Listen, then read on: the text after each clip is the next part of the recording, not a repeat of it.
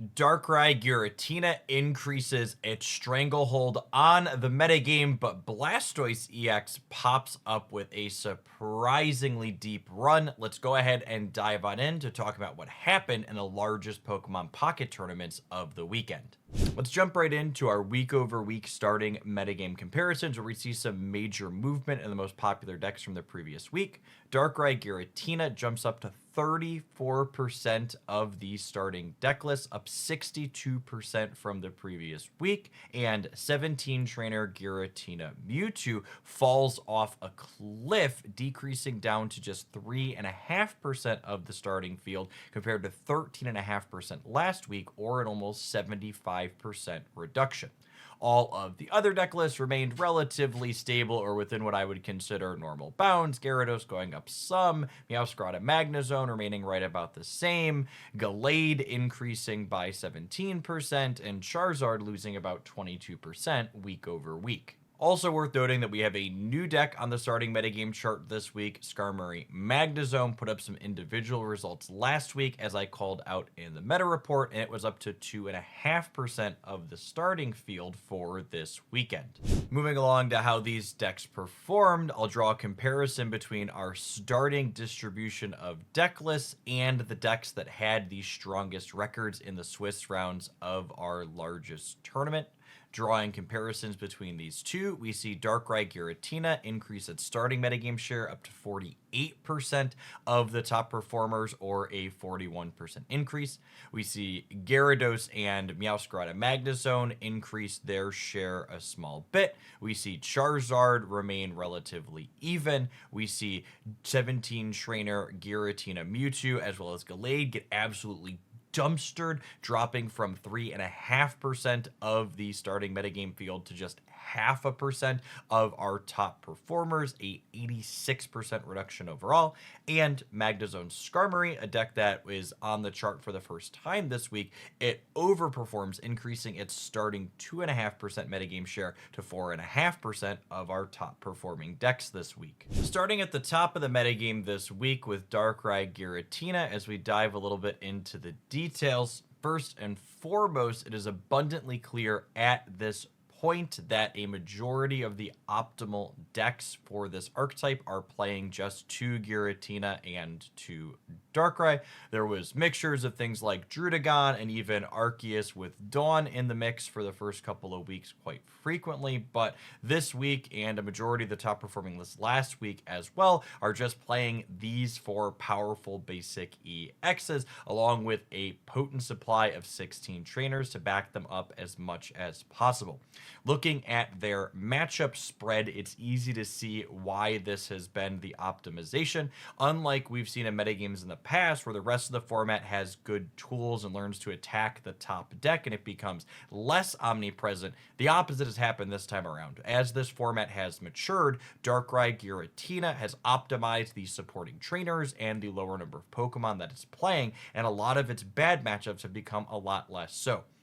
The big standout in the matchup data this week, in my mind, is the over 100 match sample size of this archetype against Skarmory Magnezone, which was the deck that broke out onto the scene last week and was still our third most popular deck this week, actually favored the Darkrai Giratina deck, where it won almost 60% of the time in that matchup. Looking over both of these deck lists, there really aren't any marked changes week over week. So while this could just be a bit of variance, while 100 matches isn't a small sample, it's not incredibly large either, I wouldn't be surprised to chalk it up to the fact that the Darkrai Giratina players are just more familiar with the Skarmory Magnezone matchup now, are prioritizing how they're supposed to use their supporting cards a little bit differently, and able to outmaneuver what was likely a deck that was surprisingly burst onto the field last week in its breakout weekend. Looking at the rest of the matchup data into the field, it looks like the only things that have a small edge over Darkrai Giratina this week were Charizard Moltres as well as Skarmory Beedrill, but it's worth noting neither of those decks were played in very large numbers, so the sample size and certainty around that matchup information is a little bit less so than it against the popular decks.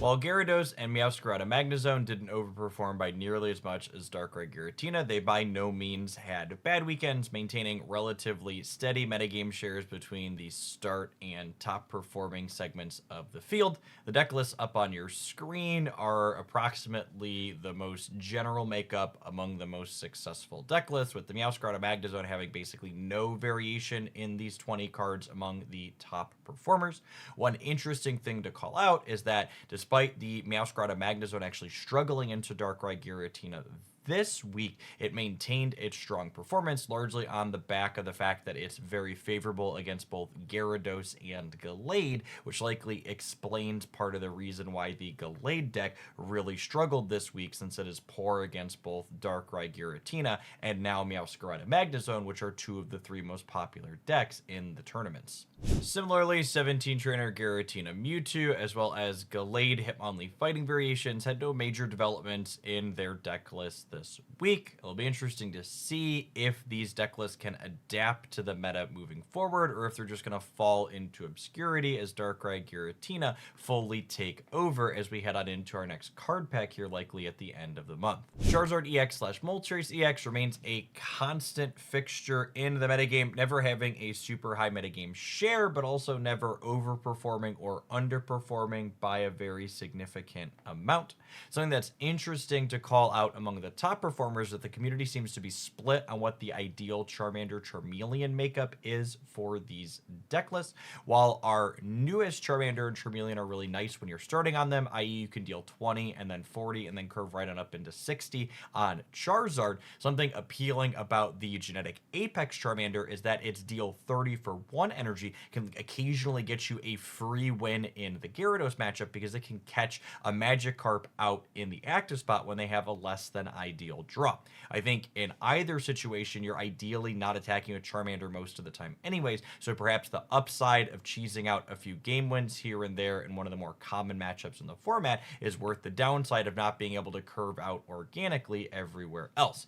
If you have any thoughts on this as a Charizard player, I would love to hear about them in the comments down below, as I've not played either of these Charmanders enough to have a strong opinion on it myself. In terms of Skarmory Magnezone news, some noteworthy callouts and variations among the top performers is that X Speed is creeping its way back into these deck lists, which I think makes a lot of sense. This deck's strongest starts all start with Skarmory in your active, so you can get attacking ASAP. So X Speed, letting you shuffle a Magnemite out of there in a pinch, lets you be more consistent with how aggressive your openings can be. Another call out is that a singleton copy of Origin Form Dialga has been showing up in a number of the more successful lists, giving you an additional finisher that can crack for triple digits worth of damage periodically when Magnezone is nowhere to be found.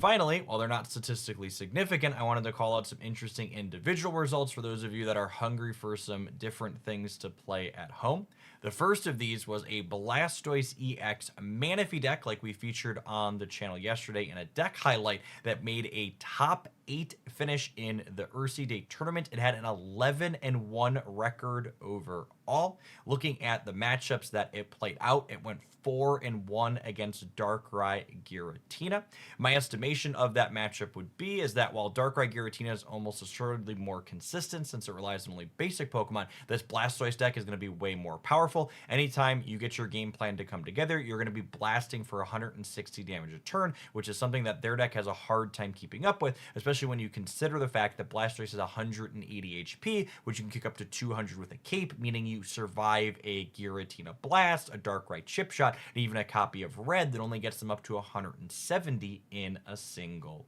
go. If you want to see some of this Blastoise archetype in action, be sure to check out my link in the video description down below to yesterday's deck highlight of it. Finally, while it's not a new archetype, I felt it was worth calling out that a Magnezone Darkrai / Giratina amalgamation made a deep run in the Ursi Day tournament as well, finishing with a final record of 8-2. The big upside that this deck list has over the traditional Darkrai Giratina is that it goes the 1-1-2 model really nicely. You start on a Druddigon or a Magnezone, you follow it up with another, and then you finish on one of your powerful EXs with both Darkrai and Giratina, making your opponent kind of guess which one you're going to be finishing on, having to be ready for either in any of the games that you're playing. Based on the metrics the last couple of weeks, it definitely looks like this existing Shining Revelry metagame is going to be finishing up with Darkrai Giratina being an an S tier threat. While there's definitely things like the Blastoise deck that spiked a result that can sporadically run them down, the big strength of this deck is simply in the fact that it's just more consistent than everything else because it plays such heavy hitting, high HP basic EX Pokemon alongside a giant number of support cards